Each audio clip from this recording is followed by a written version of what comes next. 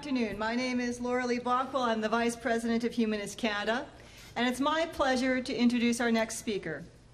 I first began reading his work a couple of years ago. I bought 2/3 of a trilogy he had written, known as the Neanderthal Parallax, at a charity book sale.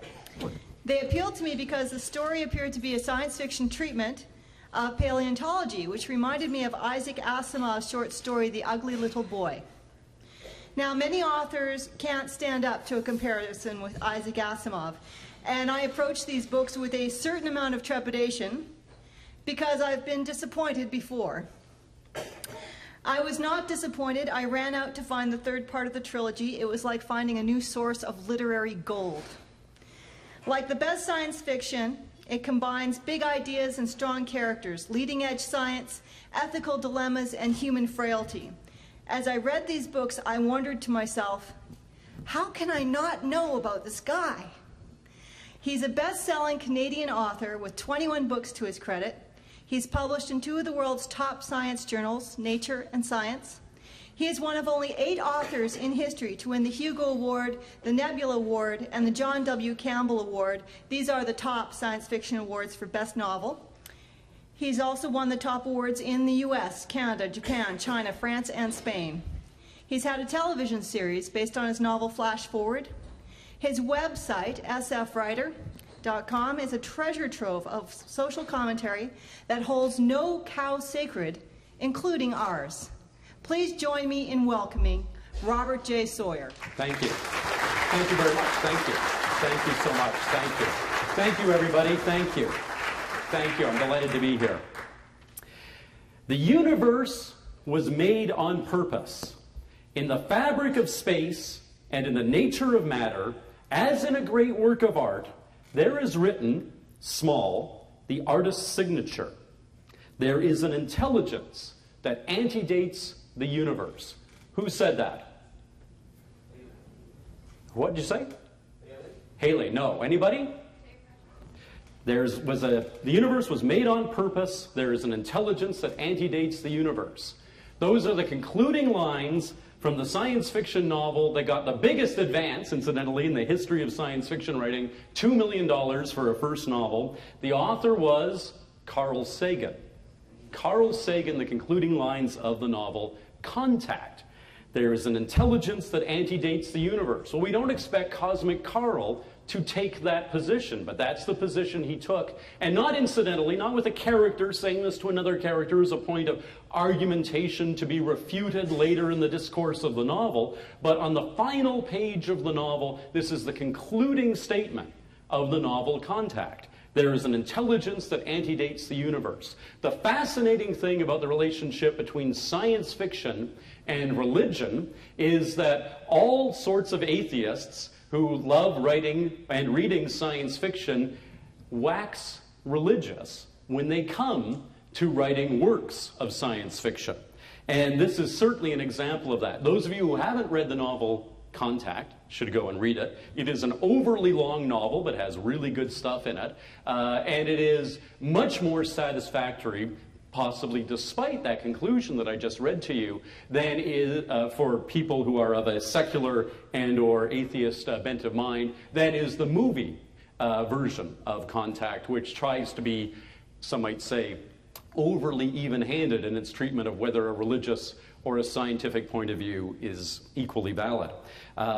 Carl Sagan did this, and I'm going to come back to this, because what I want to talk about is this relationship between science fiction and religion. And I got to say, for me, growing up as a guy who did not ever feel a religious impulse within me, the first atheist that I ever encountered on television, identified as such, was a man named Montgomery Scott on Star Trek. There's a line in an episode called Who Mourns for Adonais, not Adonis, by the way, you got to read your Keats, Adonais, Who Mourns for Adonais, in which Kirk says of Scotty, Scotty does not believe in gods. In 1966 television, I know we have Susan Sackett here, Gene Roddenberry's assistant in the audience.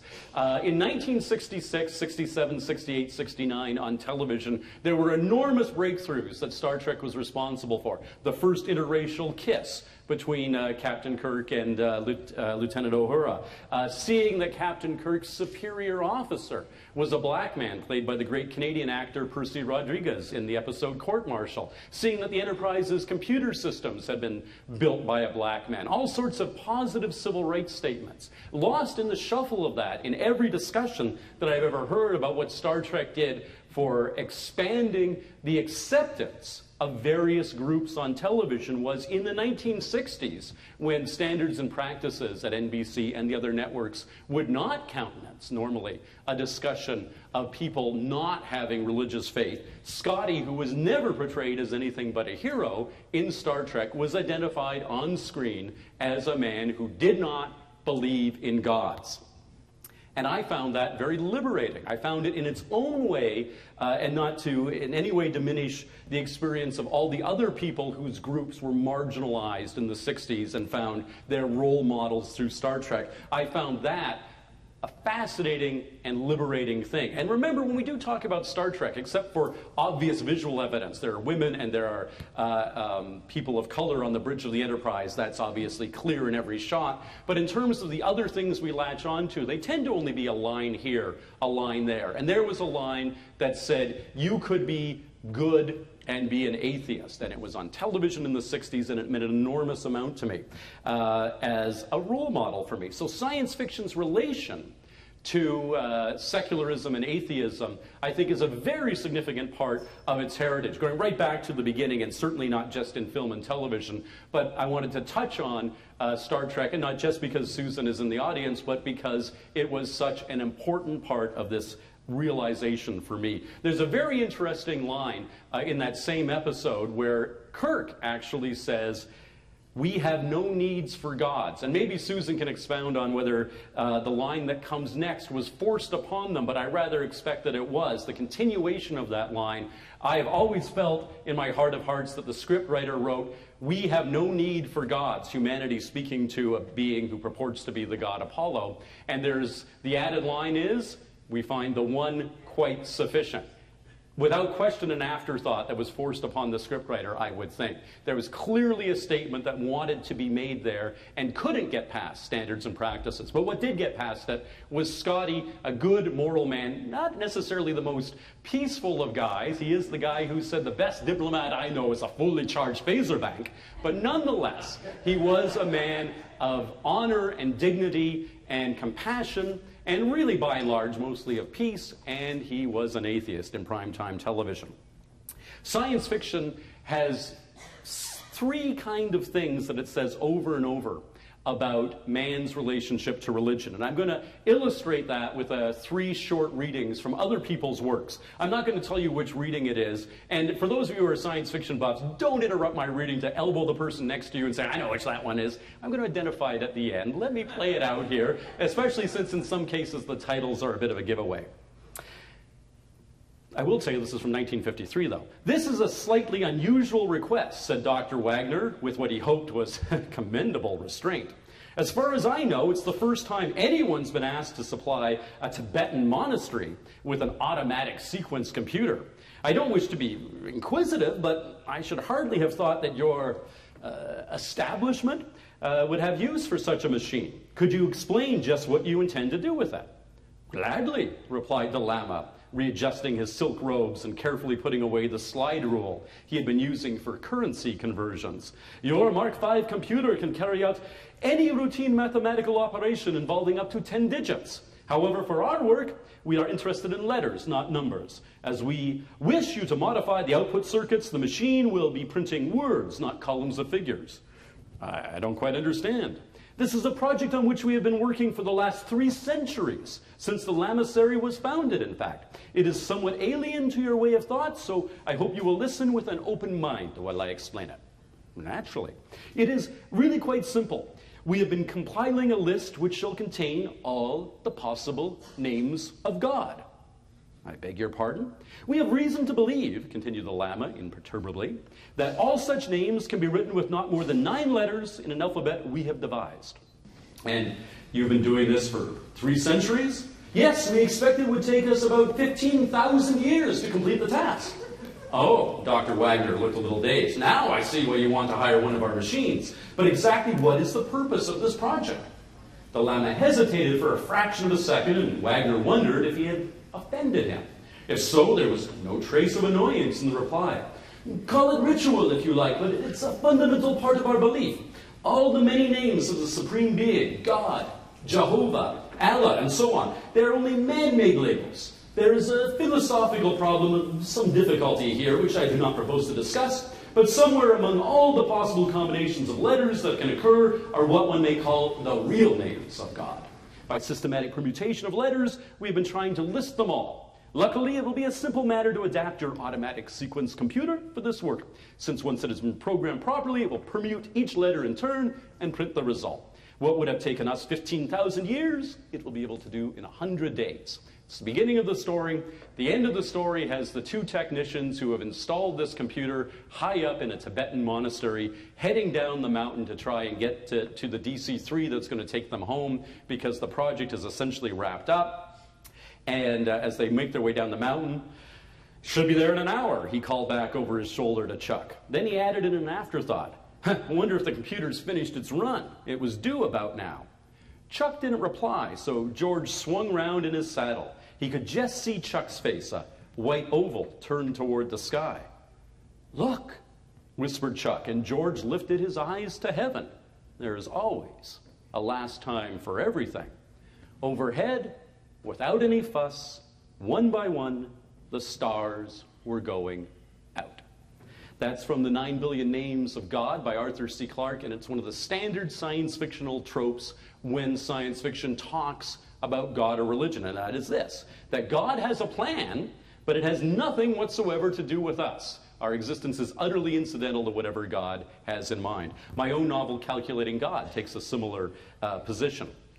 I'm going to read you another story, which gives you the second trope, excerpts of the story. And this is one of the great opening lines in the history of science fiction, I think. It is 3,000 light years to the Vatican. Once I believed that space could have no power over faith, just as I believed the heavens declared the glory of God's handiwork. Now I have seen that handiwork, and my faith is sorely troubled.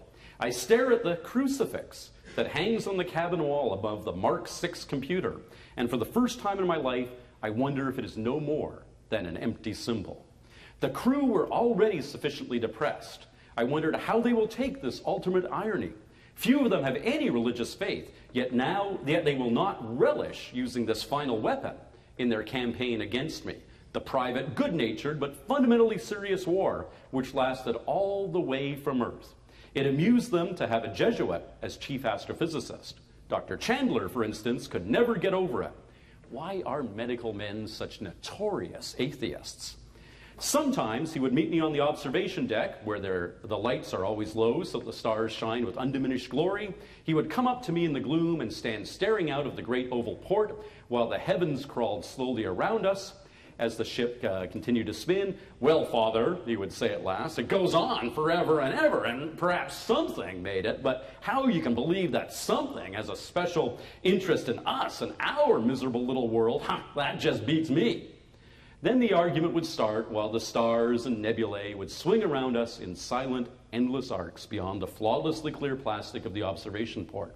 Well, what they've found is the charred remains of a wonderfully advanced, glorious civilization. It's the charred remains because the star that this planet orbited went nova and simply obliterated essentially everything on the surface of the planet. And the story ends, it is one thing for a race to fail and die, as nations and cultures have done on Earth, but to be destroyed so completely in the full flower of its achievement, leaving no survivors, how could that be reconciled with the mercy of God? They were not an evil people. I do not know what gods they worshipped, if indeed they worshipped any, but I have looked back at them across the centuries and have watched while the loveliness they used their last strength to preserve was brought forth again into the light of their shrunken sun. They could have taught us much. Why were they destroyed? I know the answers that my colleagues will give when they get back to Earth. They will say that the universe has no purpose and no plan, that since 100 suns explode every year in our galaxy, at this very moment, some race is dying in the depths of space. Whether that race has done good or evil during its lifetime will make no difference in the end. There is no divine justice, for there is no God.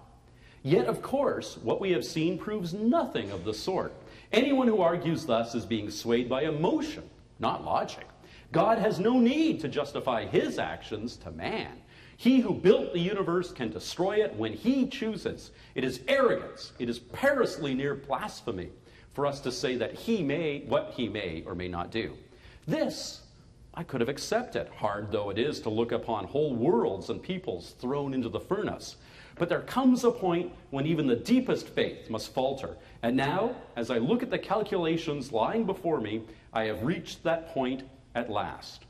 We could not tell before we reached the nebula how long ago the explosion took place. Now, from the astronomical evidence and the record in the rocks of that one surviving planet, I've been able to date it very exactly. I know in what year the light of this colossal conflagration reached the Earth. I know how brilliantly the supernova, whose corpse now dwindles behind our spaceship, once shone in terrestrial skies. I know how it must have blazed low in the east before sunrise, like a beacon in that oriental dawn. There can be no reasonable doubt the ancient mystery is solved at last.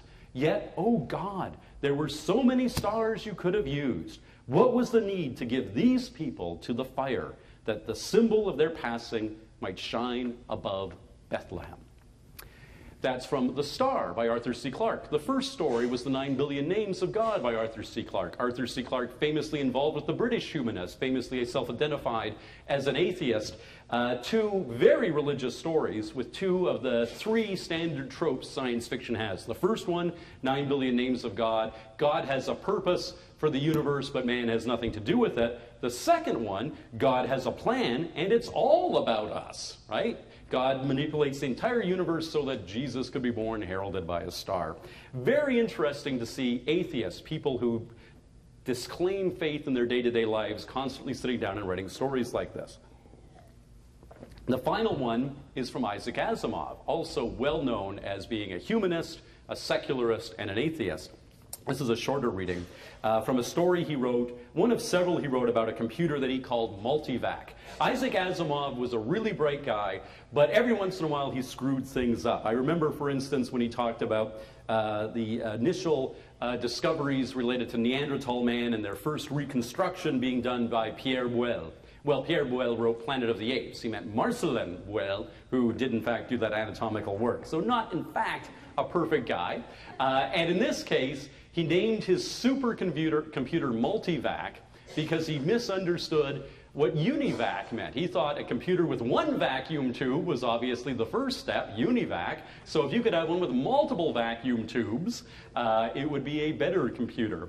And so he created Multivac as his supercomputer, his early precursor of deep thought in the Hitchhiker's books. And two drunken operators working with the computer decide to pose it a tough question, essentially in the very near future. Will mankind, and this is the question they ask, will mankind one day, without the net expenditure of energy, be able to restore the sun to its full youthfulness even after it had died of old age? That is, they're wondering how long will this all go on. Or maybe, could be put more simply like this. How can the net amount of entropy of the universe be massively decreased? Well, they ask the computer the question, and the computer cogitates with gears and wheels moving, and finally it replies, insufficient data for meaningful answer. And every few millennia, or epochs, or geological eras on into the future, people keep posing the same question, and the answer is always the same. Insufficient data for meaningful answer. Until finally we have reached what we today might recognize as the heat death of the universe, and man, which has now become a cosmic consciousness, man with a capital M, said, AC, which is the descendant of all the multivacs, is this the end? Can this chaos not be reversed into the universe? Can this chaos not be reversed into the universe once more? Can that not be done? And AC said there is yet insufficient data for meaningful response, and so it cogitates and cogitates about how to solve the problem. And finally, it came to pass that AC learned how to reverse the direction of entropy. But there was now no man left to whom AC might give the answer to the last question. No matter. The answer, by demonstration, would take care of that too. For another timeless interval, AC did what it had to do to prepare for this, and then AC said, "Let there be light." And that's the third classic trope, which is God does not exist, but we are destined to create God. So the universe has a plan that has nothing to do with us. Trope 1, the universe has a plan that has everything to do with us. Trope 2, there is no plan to the universe yet, but we are going to create a successor to ourselves who will become de facto God. Trope 3. You see that all the time in science fiction. And again, it is interesting, famously, that it is atheists writing science fiction. It's often said that Asperger's syndrome is the national religion of science fiction fandom. Certainly, atheism is the national religion of science fiction readership and authorship. Arthur C. Clarke wrote those two stories I quoted to you in the 1950s. The Asimov story also dates from there. I want to say a little bit about, in fact, I was asked over lunch what my all-time favorite science fiction film is, and it was interesting that was brought up because it is 2001: A Space Odyssey from 1968. Wonderful film. Star Trek the Motion Picture, good film too. I read your book, The Making of Star Trek the Motion Picture, but also a good film.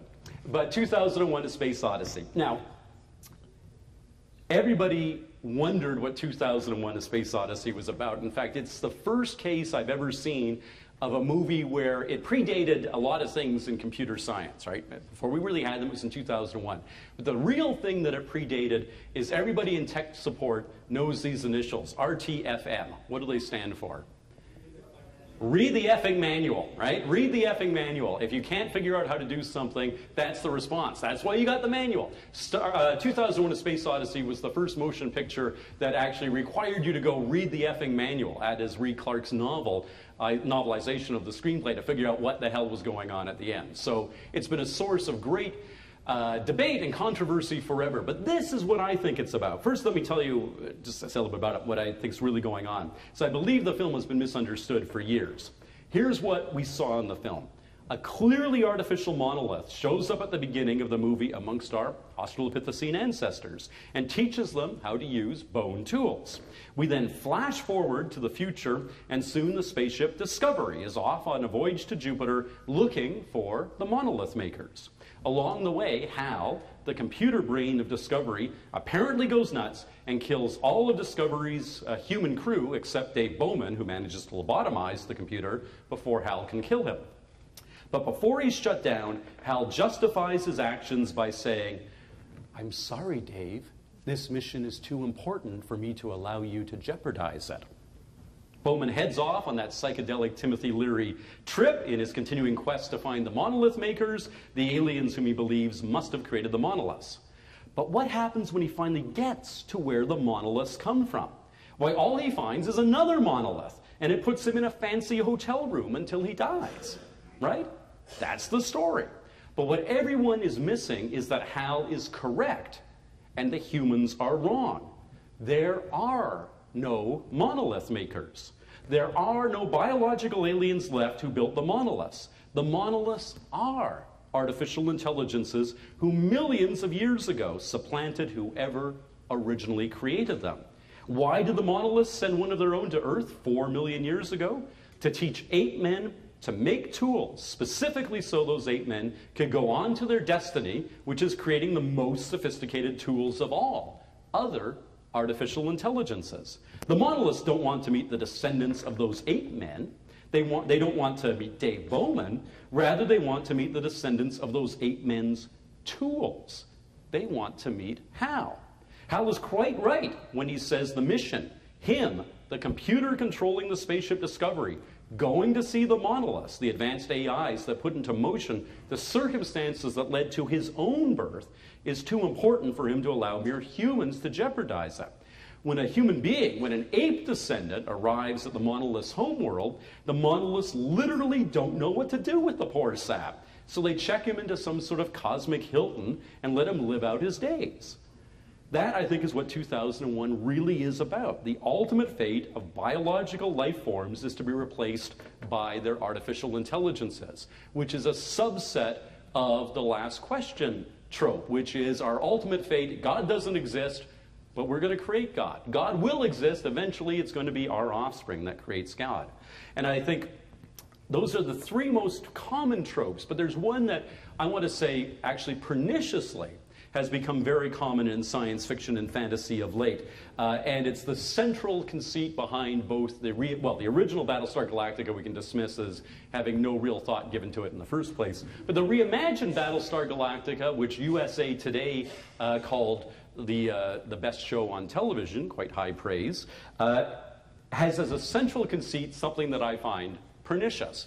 And only, I think, in the last few decades of what has happened to the American zeitgeist would it even be not a laughable contention. And this is the contention of Battlestar Galactica. Human beings did not evolve on planet Earth. Human beings came to planet Earth in relatively recent, conceivably even historical or near prehistoric times, and arrived here independently of any biology that existed on this planet. In other words, Charles Darwin was wrong. We did not descend from a common ancestor with the great apes who had other primate ancestors prior to that, all the way back to the primordial ooze somewhere on this planet. We arrived from the stars, wholly formed. It is essentially a creationist metaphor, and it's being presented as science fiction. But a great remove from that creationist metaphor that I began with, which was the one that Carl Sagan put forward. Carl Sagan said, I don't know what's gone on for the last 14 billion years, but at the outset, maybe there was somebody there doing things, tweaking things around. I can kind of buy into that, says Carl Sagan. Nobody who has any real scientific education or training can buy into the notion that we are not of this world, and yet it's the central core conceit of Battlestar Galactica. In fact, when people ask me where I'm from, people sometimes think I have a bit of an unusual accent. I live in Toronto. My mother's from Berkeley, California. I don't sound like a Californian. I don't sound like a Torontonian. So where are you from? Or where do your people come from? And I always say Olduvai Gorge, because everything else after that is mere details. And we did. We came from Olduvai Gorge, or at least we came from Central Africa. That's where our ancestors all hail from. And after that, mere details. But it became permissible, indeed, in science fiction, fiction based on science, to put forward this conceit that no, in fact, everything we thought we know about human evolution is dismissible. What a bizarre notion to be able to have at the core of a science fiction work. Were that it were the only one of late. Ridley Scott, who we were talking about another great Ridley Scott film over lunch, and there are great Ridley Scott films. Blade Runner is Ridley Scott's greatest gift to science fiction, but his most recent film is Prometheus. How many of you saw Prometheus? Well, a lot of other people did, apparently. And I did too. Prometheus has the exact same central conceit as Battlestar Galactica, that evolution is false. That we were actually brought here from the stars as fully bipedal hominid creatures, brought here from the stars, and that whatever we saw in the genetic record that we can decode from our DNA, and obviously we share with everybody else on this planet, and the fossil record is dismissible. And in fact, a character is asked in Prometheus, character is played by the same actress who plays the girl with the dragon tattoo in the Swedish version of the movie, is asked, how can you possibly believe this as a scientist? And her answer is one that made me want to, I was an eating popcorn. Person next to me was, I could have thrown up into the big popcorn bucket, and you know how big those things are, and kept overflowing it because her answer was so revolting, which is because I choose to believe that. I choose to believe that with no supporting evidence. In other words, the notion of evidence-based science is anathema to the underlying story of both Prometheus and Battlestar Galactica. And I don't think, it's very interesting because I keep seeing Susan Sackett here, and it keeps bringing up Star Trek notions to my mind here. There's an episode of Star Trek called Let That Be Your Last Battlefield, famous for having the Riddler himself, Frank Gorshin, half black, half white, running around chasing a very, very fine director named Lou Antonio through the corridors of the Starship Enterprise, and they end up debating evolution. And Spock wonderfully puts down Frank Gorshin, who thinks that the notion that he tries to say you all descended from apes, and he says, no, that's not right. The actual theory is that there's a continuum of life forms in the more advanced stages, blah, blah, blah. But it's a clear-cut statement in favor of evolution. And in another episode called Return to Tomorrow, an alien called Sargon tries to claim the Battlestar Galactica or Prometheus scenario, which is, and he's got this deep booming voice. It's actually James Doohan doing the voice without the Scottish accent, saying, perhaps my ancestors seeded your world with our people. And Spock says, or actually, sorry, Dr. Ann Mulhall, a guest star, says, no, that's not congruent with what we know. We know that we evolved on this world. We know that Earth is our home. Spock says that may explain some facets of Vulcan prehistory. That's fine. You can have it there. But Star Trek in the 60s gave as an absolute given that we evolved on this planet. No question whatsoever. Battlestar Galactica, 40 years later, Prometheus 40 years later, the zeitgeist has changed so much in popular culture that instead of it being natural for our heroes to say, no, no, no, we understand evolution, it's now natural for our heroes to say, we choose not to believe in it, as the hero or heroine of Prometheus has to say. Drives me nutty. So it brings me to my concluding remarks here. I want to read you a little bit of a speech, slightly updated, that I gave in 1999. I was asked by the Library of Congress in Washington, D.C. to give a speech, which was a very gratifying thing to get to do. And my speech was entitled, "The Future is Already Here. Is There a Place for Science Fiction in the 21st Century?" And we're a decade farther along. And in that decade, we got that Battlestar Galactica and a zeitgeist that allows people to just dismiss the core foundational truth of modern biological science, namely that natural selection and evolution gave rise to us from a common ancestor that first appeared around 4 billion years ago on this very planet. But nonetheless, I think science fiction, and certainly print science fiction, even if film and television has been failing us, does have a role to play in the 21st century. So let me tell you what I think it is. Science fiction will have to change if it is to survive. The public wants something other than what we've been giving them, as up to 1999. One change we'll likely see is a move away from the far future as a setting for stories. I don't even think we need to invoke Kim Stanley Robinson's criteria that SF stories must be set in the future. I took great pleasure in setting my novel Frameshift, and 10 more since, for instance, entirely in the present day, and suspect we'll see it become much more common for serious SF novels to have contemporary settings. Indeed, if science fiction is going to have relevancy in the next century, it must assert itself to be part of real life, not far-off tales of escapism. We need a new message for the new millennium. Far be it from me to try to impose an agenda on science fiction, but I think the agenda is already there, implicit in many of our texts, if not in the movies that I've been citing, or TV shows, and indeed explicit in the actual name of our genre, science fiction. One of the great intellectual embarrassments of the 20th century was that 500 years after Copernicus deposed Earth from the center of the universe, virtually every newspaper carries a daily astrology column, the horoscopes. But astronomy gets, at best, a column once a week, and in many papers, not even that. It's likewise embarrassing that 140, when I said these words, now over 150 years after the publication of The Origin of Species, ignorant people are still succeeding in outlawing the teaching of the fact of evolution. And it's mortifying that while the science fiction sections of bookstores shrinks like a puddle under noonday sun, the New Age section, full of fabricated stories penned by charlatans, grows like a cancer.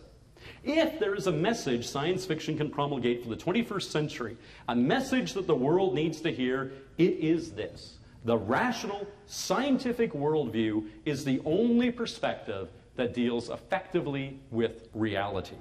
And let me emphasize that reality is indeed what science fiction is all about. I cringe with embarrassment every time I see that stupid t-shirt not quite concealing a massive belly at a science fiction convention that reads, "Reality is just a crutch for those who can't handle science fiction."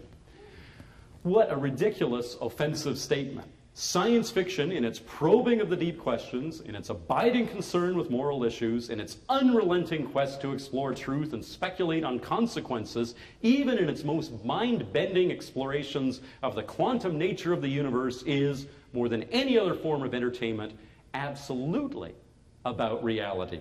And reality is the totality of everything. In the movie Star Trek IV, it is revealed that Curry Kinthaw's first law of metaphysics is that nothing unreal exists. Nothing unreal exists. A statement no less profound than Descartes' "I think, therefore I am." The scientific method is the single greatest tool of understanding ever devised by humanity. Observe phenomena, propose an explanation for why the phenomena are as they have been seen to be, devise an experiment to test whether your explanation is correct, and if that experiment fails, and this is the beautiful part, this is the power of it all, discard that explanation and start over again. There will be those who argue that there are other ways of gaining insight to the nature of reality: mystic experiences, contemplation in the absence of experimentation, divine insight, consulting ancient texts. Such methods are demonstrably inferior to the scientific method, for only the scientific method welcomes the detection of error. Only the scientific method allows for independent verification and replication. Now, some will say, well, that's the Western view, and after all, to paraphrase the great science fiction editor Damon Knight, hardly anyone is a Westerner. Maybe so, but it must be recognized that science fiction is, in fact, a Western genre. Fantasy, perhaps, can trace roots all over the world, but science fiction born of Mary Shelley, nurtured by Jules Verne and H.G. Wells, grew out of the Industrial Revolution. It is inexorably tied up with Western thought, and the scientific method is the crowning glory of Western thought. The glory that allowed us not to simply declare, as the United States founders did, that it is self-evident that all men are created equal while they still held slaves, but rather that allowed us to prove through genetic studies that showed that genetic variation within races, in quotes, is greater than the average distance between the races, and through psychological and anatomical studies that showed that the sexes are equally endowed intellectually, that in fact racism and sexism have no rational basis. Stephen Jay Gould wrote a book called Rocks of Ages: Science and Religion in the Fullness of Life, in which he argued that the spiritual and the rational should have a, quote, loving concordant, end quote, but are in fact, quote, non-overlapping magisteria, end quote, utterly separate fields with some questions solely appropriate to the former and others exclusively the province of the latter.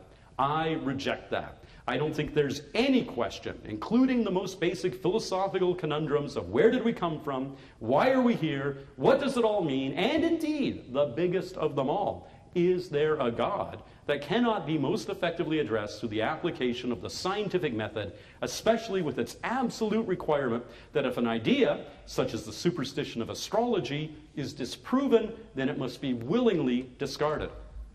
How can science have anything meaningful to say about whether there is a God? Easily. If the universe had an intelligent designer, it will show signs of intelligent design. And that, in fact, happens in the novel Contact. You actually find irrefutable proof that God exists. When you calculate pi out to enough digits and arrange it into graphs, you see little pictures that God left behind for us very thoughtfully. If the universe had an intelligent designer, it will show signs of intelligent design. Some argue that it clearly does. The relative strengths of the fundamental four forces that guide our universe, gravitation, electromagnetism, the strong nuclear force, and the weak nuclear force, do seem to have been chosen with great care, since any substantial deviation from the present ratios would have resulted in a universe devoid of stars or even atoms. Likewise, the remarkable thermal properties of water, most notably that it expands as it freezes, and that it has a higher surface tension than any other fluid except liquid selenium, seem specifically jiggered to make life possible. Do these facts prove whether or not God exists? No, not yet. But the best response to those who say science doesn't hold the answers is to say, on the contrary, science does indeed hold all the answers. We just don't have all the science yet. So, does science fiction have a role in the 21st century? Absolutely. If we can help shape the zeitgeist, help inculcate the belief that rational thought, that discarding superstition, that subjecting all beliefs to the test of the scientific method is the most reasonable approach to any question, then not only will science fiction have a key role to play in the intellectual development of the new century, but it will also finally, and at last, help humanity shuck off the last vestiges of the supernatural, the irrational, the spurious, the fake, and allow us to embrace, to quote poet Archibald Lampman, the wide awe and wonder of the night, but with our eyes wide open and our minds fully engaged. Then, finally, some 40,000 years after consciousness first flickered into being on this world, we will at last truly deserve that name we bestowed upon ourselves, Homo sapiens, man of wisdom. Thank you very much.